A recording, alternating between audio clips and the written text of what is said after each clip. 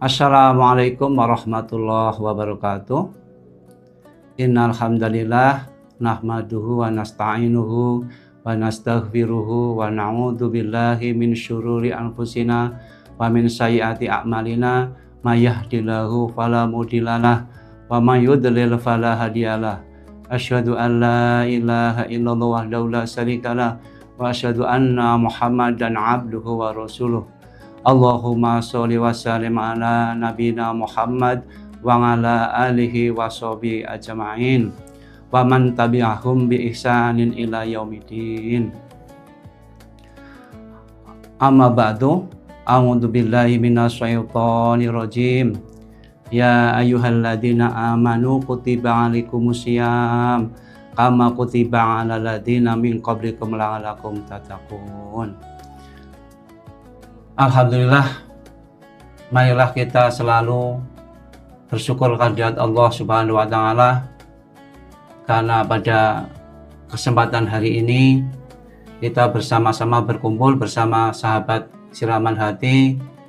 Kita sudah banyak diberi segala banyak kenikmatan kepada kita, baik berupa kesehatan, berupa umur, berupa Islam, iman maupun ihsan. Bahwa di dalam puasa tujuan akhir kita adalah bertakwa. Dan adapun bertakwa ciri-cirinya adalah salah satunya adalah mengendalikan diri. Di dalam puasa ini, puasa artinya adalah syam atau saum, yang berarti menahan diri atau mengendalikan diri. Puasa dalam pengertian syariat yaitu ibadah yang diperintahkan oleh Allah Subhanahu wa Ta'ala dengan cara menahan diri dari hal-hal yang membatalkan puasa, yaitu berupa makan, minum, dan hubungan suami istri, dan menghindarkan hal-hal yang lain yang diharamkan yang akhirnya dapat membatalkan atau mengurangi pahala puasa itu sendiri.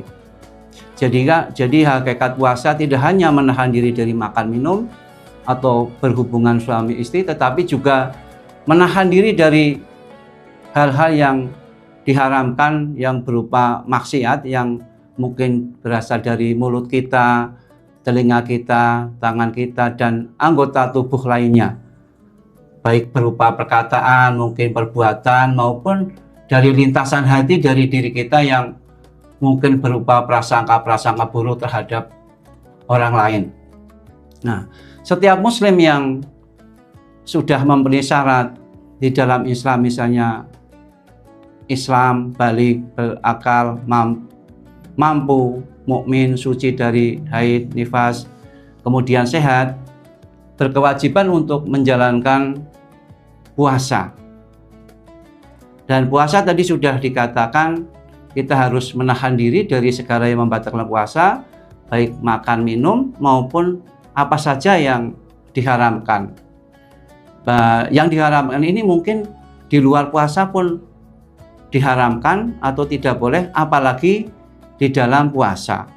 Makanya Nabi kita Muhammad SAW sudah mengingatkan bahwa banyak orang puasa tetapi tidak mendapat apa-apa kecuali lapar dan haga. Ini dikarenakan orang tersebut tidak bisa mengendalikan diri. Jadi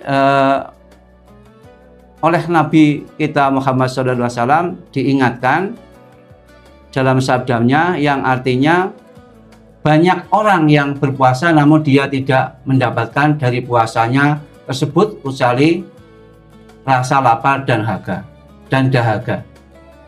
Nah, jadi dari hadis ini kita diperingatkan oleh Nabi kita Muhammad SAW, kita harus benar-benar memperhatikan, merenungkan apa saja yang membuat puasa kita itu tidak diakui, tidak mendapatkan pahala atau mengurangi pahala. Marilah kita renungkan hal-hal yang berkaitan dengan mengurangi atau menggugurkan sama sekali puasa kita. Yang pertama adalah berkata dusta atau asyur.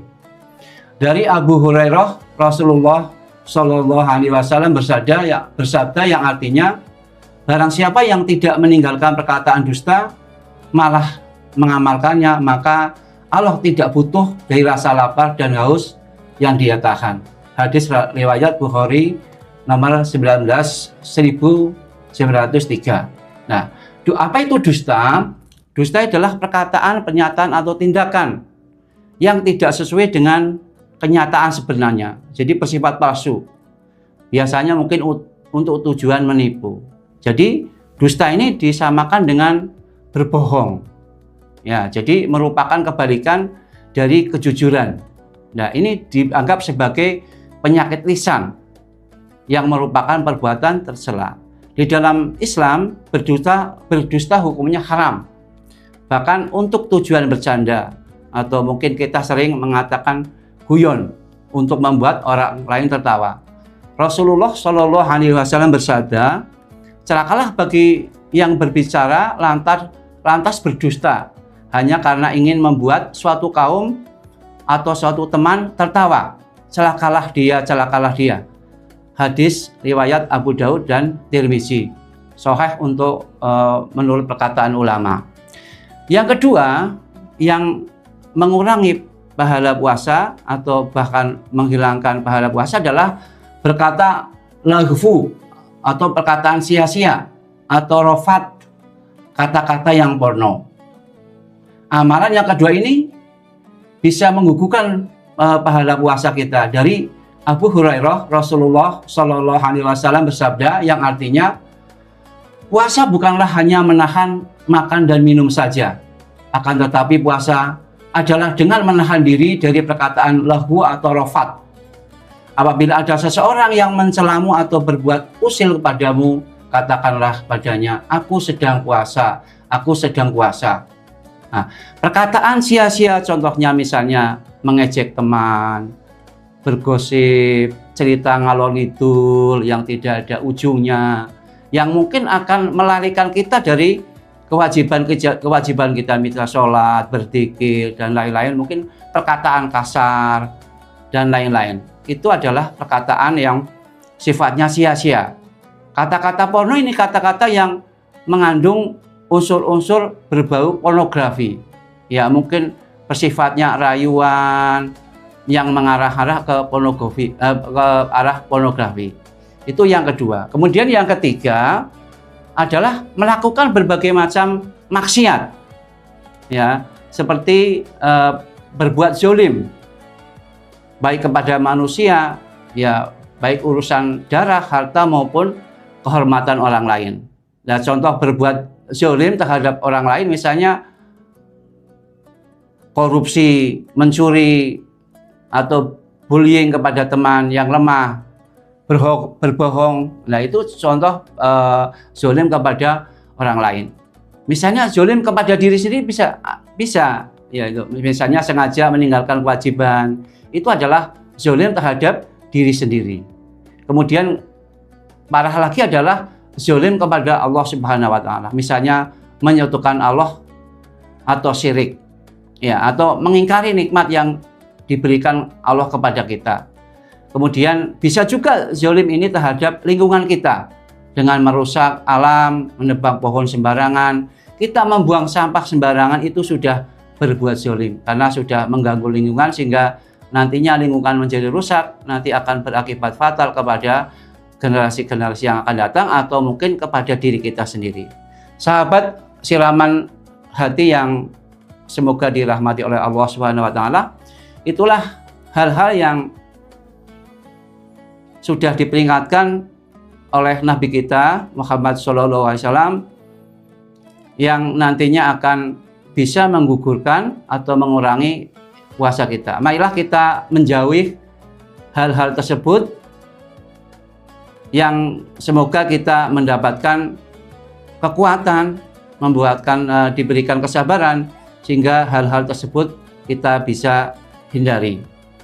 Dan marilah kita bersama-sama untuk merenungkan betapa ibadah puasa kita akan mendapatkan ganjaran dari Allah Subhanahu wa Ta'ala yang jumlahnya tidak terhingga.